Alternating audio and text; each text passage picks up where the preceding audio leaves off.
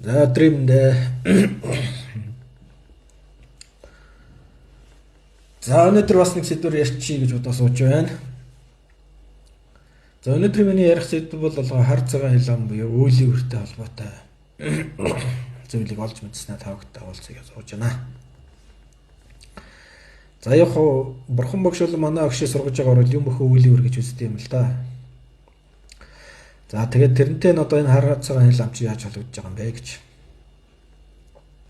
За яг энэ тухай эртний нэг энтхийн юм ёгт үлгэр байд юм л да одоо. Яг энийг хүмүүс ойлгуулах гэсэн арга юм уу да. За яасан хэр нэгэн хаан бол нэгэн ууланд бяцлал хийсэн гэдэг бяцлагч лам дээр очиад ер нь би одоо улс орноо удирдаад маш олон зөв буруу шийдвэр гаргалаа.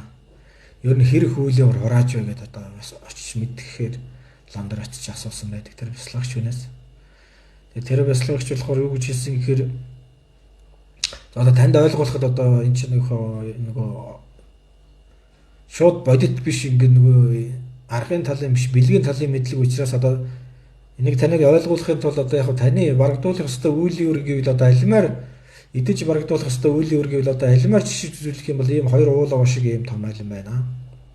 Та энийг үйлийг одоо барагдуулах юм ёстой юм байна гэж хэлдэг. Тэгээ тэрийг сонссон хаан маш шоконд ороод одоо энийг чи би яаж энэ юу гэж барагдуулах юм бэ гэж.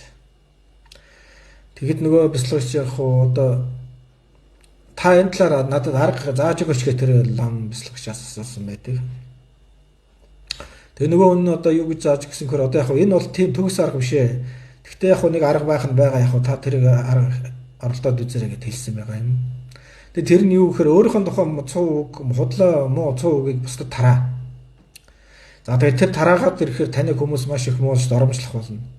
Тэг доромжилж байгаа хүмүүс чинь нөгөө тэр доромжилсан муу хэл амаараа таны энэ алимыг муу үйлээр одоо алим болох муу өөрийг чи иддэг юм аа. Тэгээд ингэж барагдуулах нэг арга бий гэж зааж өгсөн байдаг.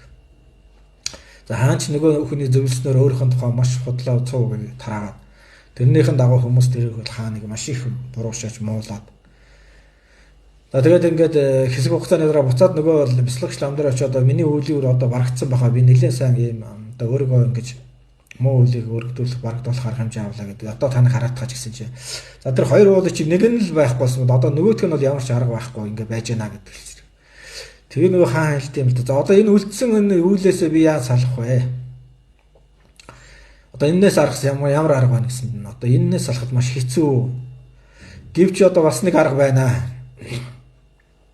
Учрыг өгвөл одоо хажуугийн уул нэг тийм одоо олон жил бяцлал хийсэн тийм мундаг хүн байгаа. Лам багш байгаа.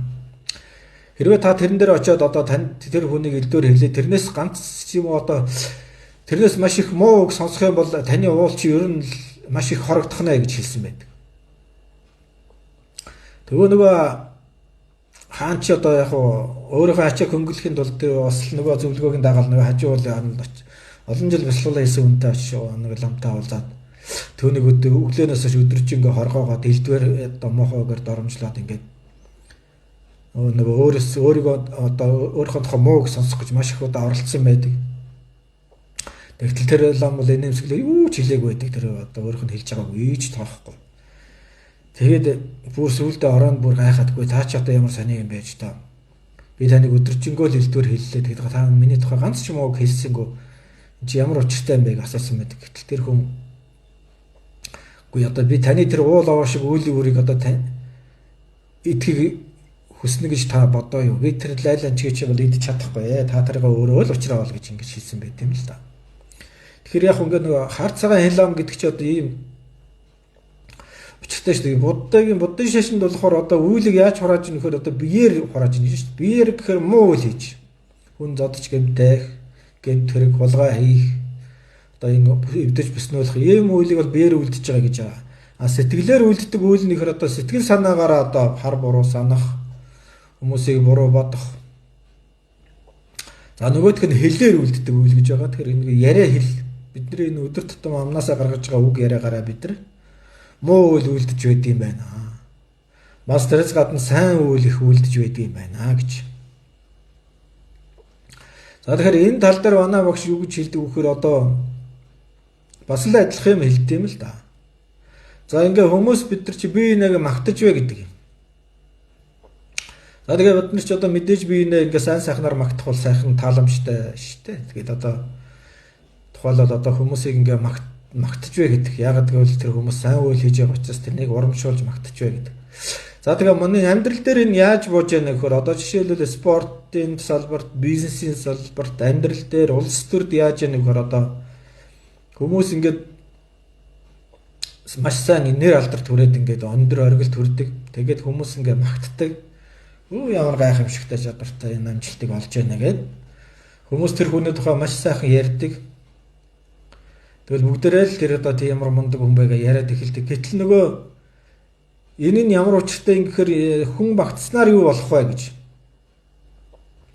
За тэгээ ингээд бид нар ингээд амьдралаас харахаар хүмүүс ингээд бид нар магтж яадаг ш. Тэгэхээр нөгөө яг тэр магтж байгаагаараа бид нар тухайн хүнийхээ сайн сайхан үйлийг өөртөө авч идэм байна гэж.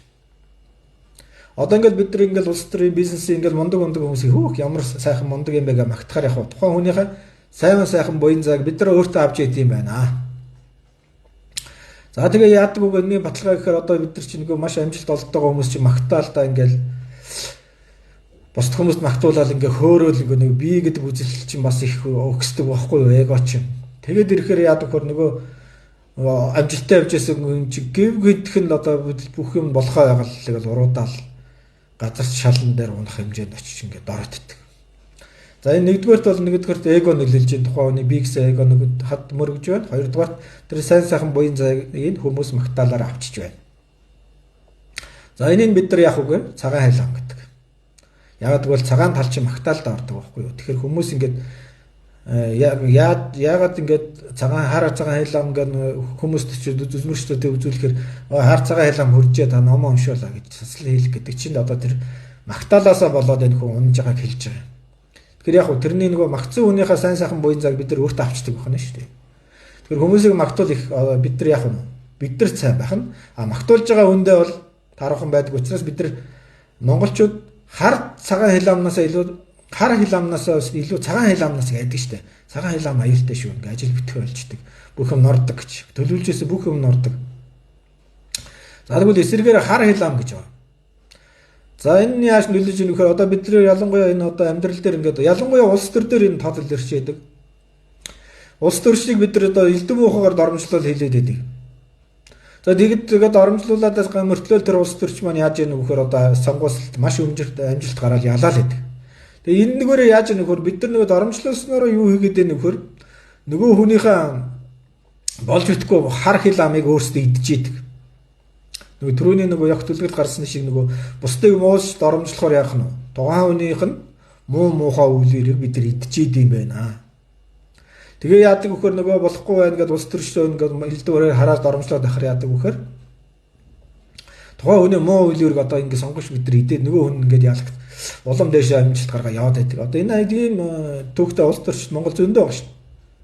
Тэгэхээр яг энэ цагаан хилам гэдэг чинь хар цагаан хилам гэдэг чинь нэгээрээ ялгарч яадаг байх нь шүү. Тэгэхээр ингээд бусдыг доромжлох юм бол бусдыг муу үйлийг идэм байх.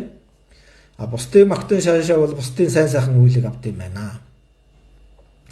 За ингээд эннээсээ болоо бид нар засал ном хийх хэрэгтэй болд юм байна гэж. За яг хөө тэгтээ энийг одоо бас дотор нь нарийн шалгах ялгаж салах ёстой юм байгаамаа. Яг хөө доромжлно гэдэг чинь бол одоо явахтай хил амаар одоо ингээд бид нар одоо эгоноос л үүсэж байгаа л да. Би гэдэг үзлээсээ болоод элдвэр муу хэлчих юм бол би тэрний дээр гарах юм байна гэдэг энэ мунхаг үзлээс болоод бусдыг талаар сөрөг таагүй муу үлийн хэлж идэг. Тэгээд бид нар ингээд биеэр үлддэг, элдв гэмтэрэг үлддэг. Сэтгэлээрээ бусдыг муухагаар бодох. Хиллээр ингээд бие хэл сэтгэл гурваараа ингээд сөрөг мууг үлдээд байх тусам тэр зүйл нь яг бидний амнаас гарсан үг болгоо энэ ирээдүйд одоо бидэрт нөлөөлнө гэж байгаа шүү дээ. Тэгэхээр амнаасаа сөрөг муу унгаад байвал ирээдүйн хувь тавилан тийм байх нэ гэж. За хоёрдугаарт одоо энэ муулах, доромжлох гэдэг чинь одоо муул шүүмжлэх буюу одоо шүүмжлэх доромжлох хоёр чинь шал өөр ойлголт юм аа. Доромжлно гэдэг чинь бол одоо тухайн нэг хил амнаар байхгүй болгож одоо өөрөө дээр нь гарах гэсэн хил амнаар сөрөг таагүй юм амнаасаа гаргаж байгааг хэлж байгаа. Шүүмжлно гэдэг бол одоо юм болохгүй юмыг засахын тулд хэлж байгаа шүү дээ. Тухайлбал одоо би бол одоо ялангуяа улс төрч жоохон шүүмжлэлтэй ханддаг. Яг хүмүүс надад хэлдэв л да. Та одоо ингээ яагаад ингээ шүүмжлээд байгаа юм бэ гэж. одоо энэ улс төрчдийн тухай юугаа сөрөг юм хэлээд байгаа юм гэж. Одоо яг хуу энэ чинь нөгөө улс төрчид өөрсдөө буруу юм хийгээд байгаа учраас тэрийг засахгүй бол одоо тэр чинь сайжрахгүй шүү дээ. Тэгээ тэр чинь одоо дарамжлал биш байхгүй юу? Болохгүй юм а засахын тулд одоо тэрийг шүүмжилж яана гэж ойлгох. Тэр шүүмжил тухайн хүнд хэрэгтэй шүү дээ. Бид нар ч гэсэн надад ч гэсэн шүүмжил хэрэгтэй. Тэр шүүмжил гэдэг чинь яг хүн өөрийнхөө олж харж чадахгүй байгаа алдаагаа олж хардаг байхгүй юу? Тэгэхээр сөрөг одоо тэр шүүмжил гэдэг юм заавал байх хэрэгтэй. Шүүмжилийн гал гэж байдсан шүү дээ. Хүмүүс яадаг вөхөр шүүмжил ерөөсө хүлээж авч чаддаггүй. Доромжлол гэдэг чинь бол маш буруу ойлголт байхгүй юу? Өсрөг ойлголт байхгүй юу? Тухайн хүнийг бүр элдэн болохгүй муухагаар доромжилж хэллэгийг хэлж байгаа. За энийг яг хөө ингээд мэдлэгт юу гэж үздэг вэ гэхээр одоо ингэж байгаа юм л да. Ингээд одоо энэ дэлхий дээр чи маш гайхамшигтай хүмүүс олон байна шүү дээ. Маш гоё зураг зурдаг хүн байна гэж бодъё. Ингээ маш гайхалтай зураг зурцсан байна. Тэгээ бид нар тэр зургийг хараа яадаг вэ? Ямар гайхалтай зураг вэ гэж ингээ зураач нь магтчихэдэг.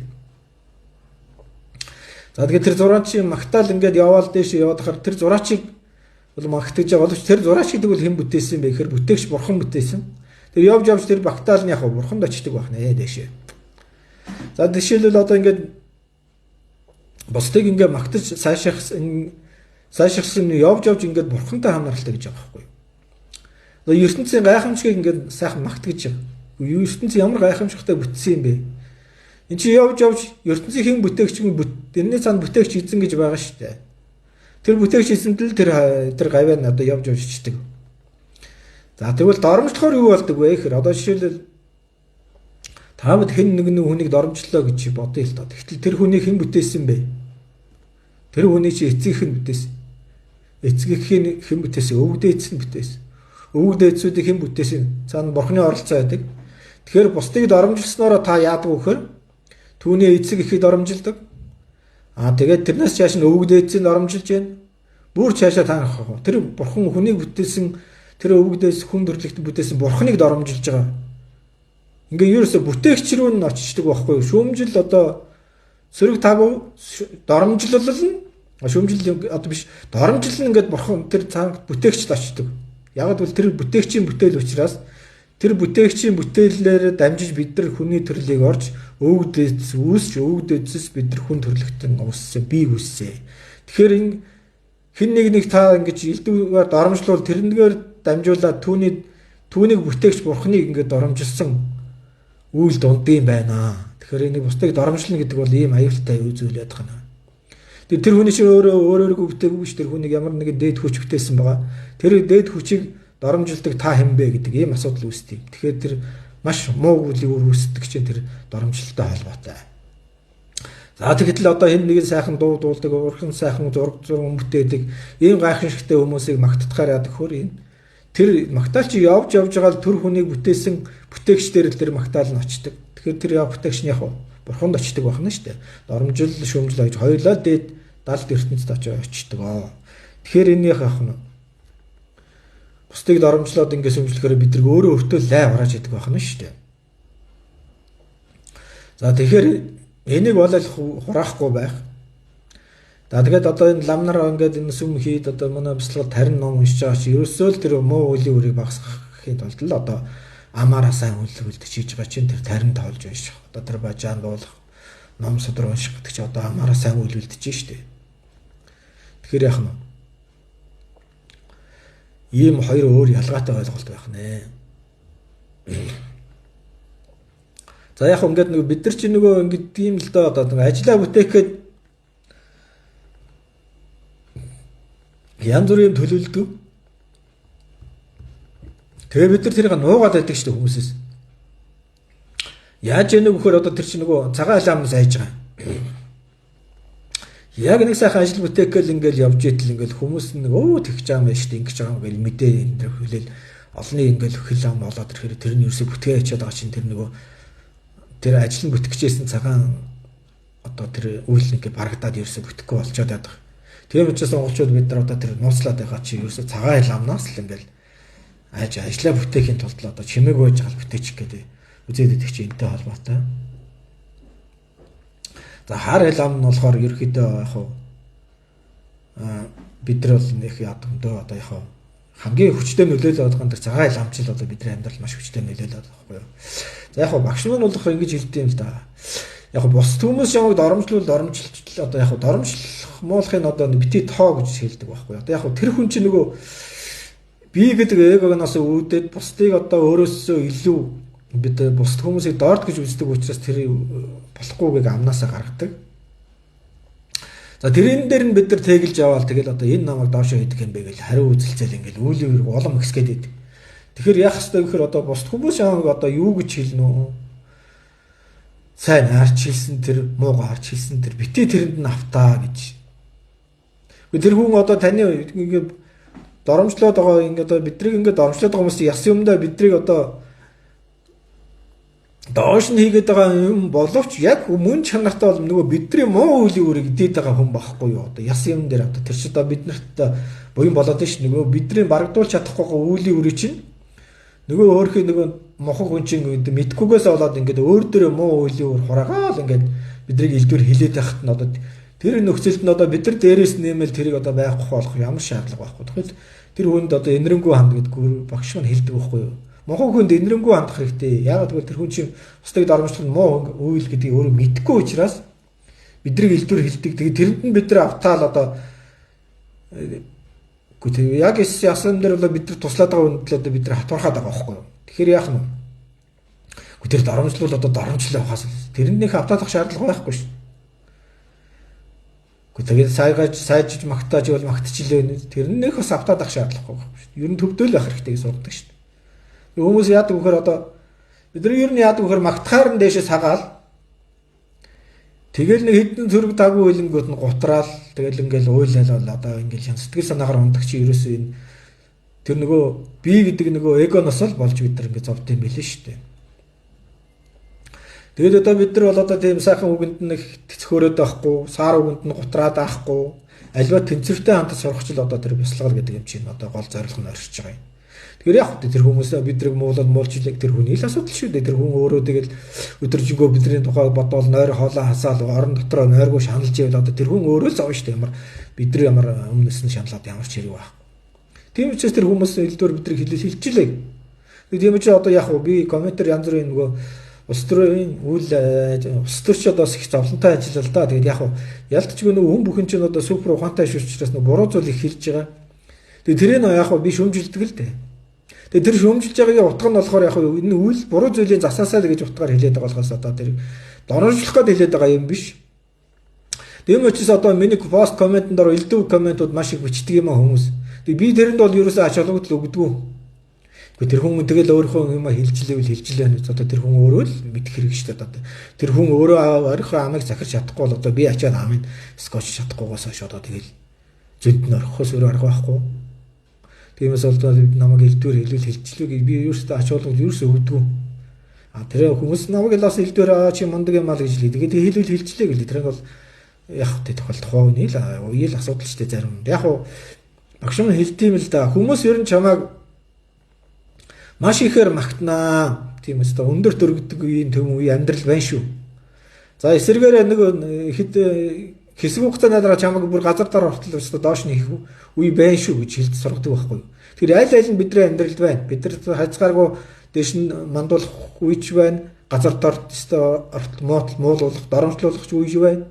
Гэхдээ тэглээгээд яа тийм. Тэгээд тэгэлжил байна. Та өөрөө төвдөө тэгэл өөрөө одоо жишээлбэл хүмүүс чамайг доромжлоо гэж яа тийм. Чи тэр өөрөө л буруу хэрэггүй мэдж байгаа бол тэгэл тэрчил болно шүү дээ. Тэр тэгээд дараагаа өөрийнхөө зөв буруу батлах гайл тэр хүмүүстэй одоо комментэн дээр нь хэрэлдээл тэгээд яг юусаа шаардлага. Тэр чинь зүгээр хайрын цаг байхгүй юу? Тэрний оронд өөр ашигтай юм тэр цагаа зарцуулах хэрэгтэй. Тэгээд тэр хүмүүстэй ингээд одоо нэг хэдхэн үг хэлсийн төлөө тэгэл тэрэнд нөөс зангидаалах ямар ч шаардлага байхгүй гэж үздэг байхгүй. Энэ чинь нөгөө яг үндсэн нь бол нөгөө би гэдэг эгондоо баригдсан хүмүүсийг л одоо хийдэг ажил шүү дээ. Намайг тэгжээ тэр намайг тэгсэн ингэсэн гэдэг чинь ерөөсөө ямар ч хэрэг байхгүй. Тэгээ нөгөө одоо энэ бид нар чи үеийн өөрөөсөө ангижрахын тулд одоо сайн үйл хэрэгтэй шүү дээ. Нөгөө сөөрөг маш их үйл одоо бид нар одоо ухамсартай бол ухамсаргүйгээр ингээ маш их хийчдэг. Тэрнийг багасгах үйл нь цагаан үйл байхгүй буйны үйл. Тэгэхээр буйны үйл гэхээр бид нар юу хийх ёстой гэхээр биеэрээ буйны үйл хийж бусдад тусалж болно. Сэтгэл санаагаараа бусдыг үргэж дэмжиж болно. Үг хэлээрээ бусдыг магтаж сайжээж болно. Энэ бол ингээ буйны үйл болж байгаа. Тэрнээс энийг яг эсрэгээр хийвэл яах вэ? Нөөсөр карма гэдгийг бид хоригдлуулдаг байх нэ.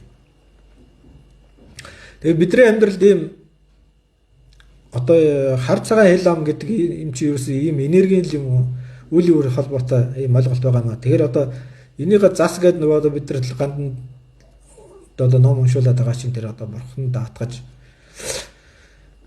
энэ бүхнийг одоо засахын тулд тэр ном уншуулдаг учраас одоо ийм юм байна. Тэгэхээр одоо нэгэнт л бид нар маш их төрөл тутамдаа маш олон үеийн өөр одоо хоримтлуулж яадаг учраас тэрэн дээрээ нэмж үеийн өөр одоо хоримтлуулахгүй тулд бид нар яадаг байх нь гэхээр одоо тэр хармон үйлийг барагдуулахын тулд сайн сайхан цагаан үйлийг үлдэх ёстой гэж. Тэгэхээр тэрний тулд одоо ялангуяа одоо бид нар одоо бясалгалаар хичээллэгээд одоо ийм хүмүүс бол амнаасаа ганц ч сөрөг мөөг бүү онох гэж хэлдэг. Яагаад гэвэл одоо нөгөө олон жил ингээ гүн гүнзгий бясалгал хийсэн хүмүүс чинь өөрийнх нь үгэнд нь хүч шингэсэн байдаг гэж үздэг юм л да. Тийм учраас тэр нөгөө яг төлөв дээр гардаг тэр олон жил бясалгал хийсэн буйны үйл хийсэн тийм хүч чадал одоо энерги маш их үйлийг хураацсан өөртөө сайн үйл хураацсан байдаг. Гэтэл тэрнийг нөгөө тэр хүн чинь нөгөө хааныг элдвэр хэлэх юм бол сайн цагаан одоо өөрсдөө хоригдлуулсан маш их буйнаа зөвхөн хэдхэн сөрөг муугаар арилжих болчиход байгаа байхгүй юу. Тэгэхээр тэр олон жил бясалгал хийсэн хүн чинь тэр хааны хятлагад автахгүйгээр өөрийнхөө үлийн үрээ ингээд одоо цагаан сайхан буян зайгаа хадгалаа үлдчих чадчих байгаа юм. Тийм учраас бусдын талаар сөрөг муу үгийг одоо аль болох хэлэхгүй байх хэрэгтэй гэдэг. Багш бол юу гэж ирэхээр ер нь бол одоо яг шүүмжлэлийн гал гэж ядсан юм л да. Одоо ер нь бусдаас шүүмжил сурах хэрэгтэй гэж байгаа шүү. Одоо бид нар нөгөө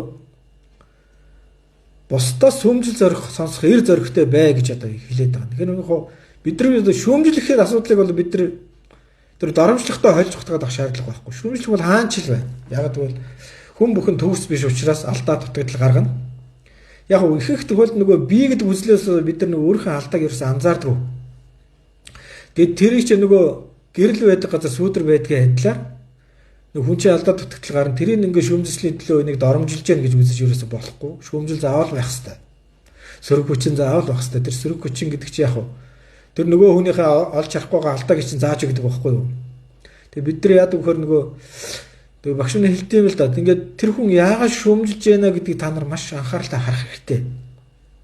Яагаад гэвэл тэр хүн чинь одоо ингээд хамгийн дотны найз чинь танд шүүмжил хэлж яах гэх тэгэхээр хүмүүс ингээд чи намайг ингээд шүүмжлээ гэх ингээд харилцаагаа тасалдаг.